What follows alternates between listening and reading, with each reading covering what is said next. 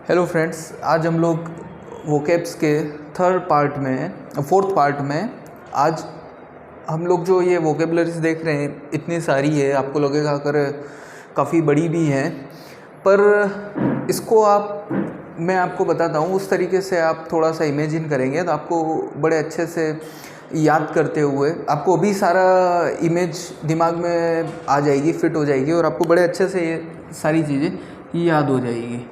अब मैं आपको कहता हूँ, आप सब लोगों ने बाहुबली मूवी सेकंड पार्ट देखा ही होगा, फर्स्ट पार्ट भी देखा होगा और सेकंड पार्ट भी देखा होगा।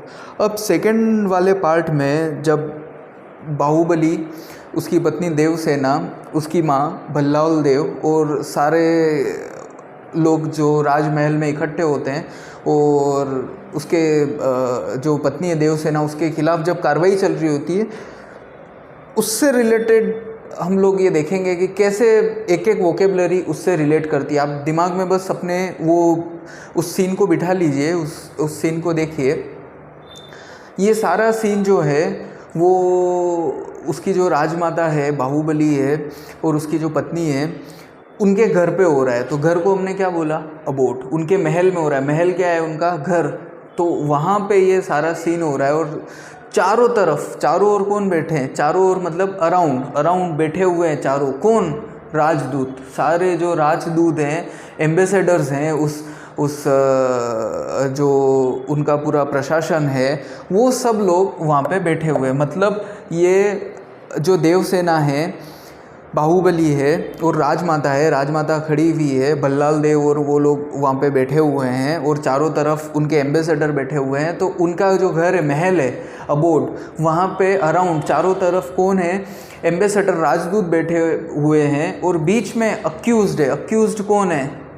देवसेना। देवसेना को क्या कर रखा है? हाथ में हथकड़ी बांध के और उसके वहाँ पे बीच में खड़ा कर रखा है, अक्यूज्ड, अपराधी बना के। अब उस अपराधी के साथ कौन खड़ा है? अकंपनी कौन दे रहा है उसको अकंपनी दे रहा है बाहुबली। स्वयं बाहुबली जो है वो देवसेना के साथ, जो कि अपराधी हैं, वो वहाँ पे खड़े हुए हैं।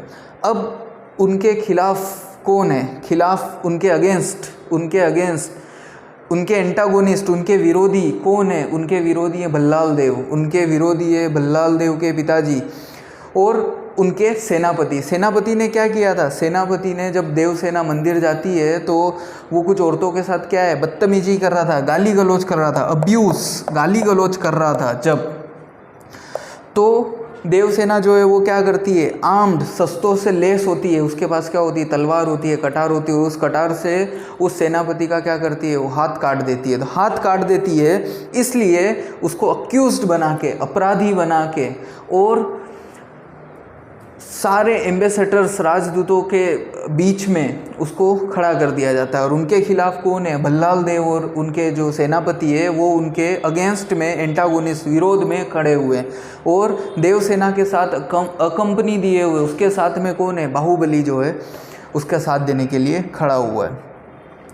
अब जब उनसे पूछा जाता है कि भैया क्या हुआ था, देवसेना तुम बताओ क्या हुआ था, तो देवसेना क्या करती है? बड़ी नीडर हो के और सारा किस्सा सुना देती है। फिर बाहुबली सेनापति को कहता है कि सेनापति सुनाए। तो सेनापति क्या हो जाता है? सेनापति को एंग्जाइटी हो जाती है, बेचैनी हो जाती है। और बेचैनी होने के कारण क्या करता है? वो ठीक से बोल नहीं पाता है, वो ठीक से बता नहीं पाता है कि क्या हुआ था। तो बाहुबली जो है क्या करता है? अपनी तलवार निकालता है और तलवार निकाल के और उस सेनापति का सर कलम कर देता है। कलम करते ही सर क्या हो जाता है?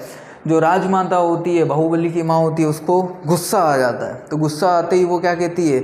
अपोलोजाइज़ करने के लिए, माफ़ी मांगने के लिए कहती है कि भैया तुम जो है वो माफ़ी मांगो, वरना तुमको क्या कर दिया जाएगा? निष्कासित कर दिया जाएगा, तुमको यहाँ से निकाल दिया जाएगा।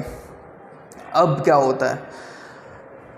बाहुबली जो है मना कर देता है कि भैया इसमें देवसेना की कोई गलती है ही नहीं, तो ये माफ़ी क्यों मांगेगी?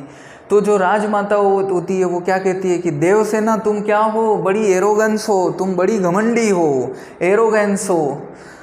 अब तुम क्या हो? अशेम्ड। तुमको क्या है? लज्जा भी नहीं आ रही है कि तुम अब मतलब मेरे सामने जवाब दे रही हो? तुम बड़ी घमंडी हो, बड़े मेरे सामने बेशर्मी के साथ जो है वो जवाब दे रही हो तुम, बिल्कुल भी तुमको क्या है, शर्म नहीं आ रही, लज्जित नहीं हो रही हो। और तुमने मुझे क्या करा है, अबेस अपमानित किया है, तुमने मेरे को बड़ा अपमानित किया है, इसलिए मैं अबोहर तुमसे क्या करती हूँ, नफ़रत करती हूँ। ऐसा कह के जो है वो जो राजमाता है वो देवसेना को कहती है कि भैया तुम क्या है, बड़ी घमंडी किस्म की लड़की हो, तुमने बड़ी बेशर्मी से मेरे साथ बात किया, विवाद किया है, और तुमने क्या किया, मुझे अपमानित किया है, इस जो राष्ट्र की परंपरा है इसको भी क्या करा है, दंडित किया है। तो मैं तुमसे क्या करती हूँ, नफ़रत करती हूँ, अबोर करती हूँ। तो वो क्या करती है कि भैया अबंडन, तुमको क्या करते हैं, तुमको देश निकाला दिया जाता है, मतलब अबंडन, तुमको यहाँ से अब क्या करना है, देश निकाला दिया जाता है, तुम जो है वो चले जाओ।